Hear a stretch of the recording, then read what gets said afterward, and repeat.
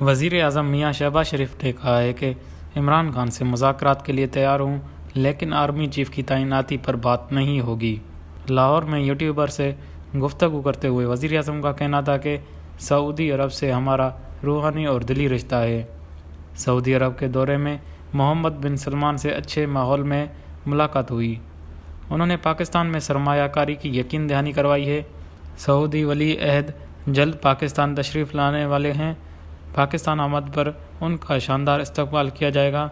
شہباز شریف نے کہا کہ چین ہمارا ہمسایہ اور دوست ملک ہے۔ یہ دوستی اور بھی مضبوط ہوئی جب سی پیک منصوبہ شروع ہوا۔ چین کے تعاون سے بجلی، سڑکیں اور دیگر انفراسٹرکچر کے منصوبے شروع ہوئے۔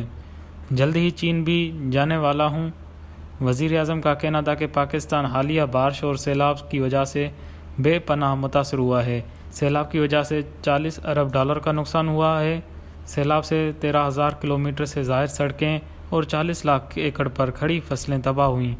لاکھوں متاثرہ گھرانوں میں 70 ارب روپے سے زائد رقم وفاقی حکومت تقسیم کر چکی ہے۔ انہوں نے کہا ہے کہ عمران نیازی نے مذموم مقاصد کے لیے دھرنے اور لانگ مارچ شروع کیے ہیں۔ 2014 میں چینی صدر کی آمد پر بھی دھرنے تھے۔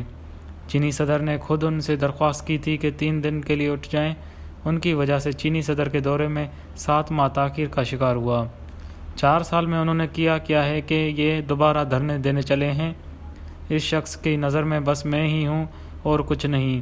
آرمی چیف کی تقرری کے حوالے سے سوال پر شہباز شریف نے کہا ہے کہ ایک کاروباری شخصیت میرے پاس عمران نیازی کا پیغام لے کر آئے کہ عمران خان آرمی چیف کی تقرری اور انتخابات کی تاریخ پر مذاکرات کرنا چاہتے ہیں۔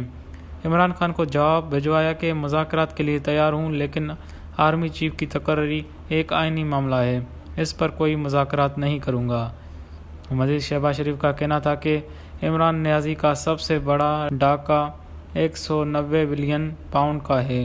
یہ ڈاکہ 150 ارب روپے کا ہے۔ اس پر قانون اپنا راستہ لے گا۔ اس نے غیر آئینی اور غیر قانونی حرکت کی تو قانون سے ناکام بنائیں گے۔ اسلام آباد کے ریڈ زون جانے کی حرکت کی تو سخت کارروائی ہوگی۔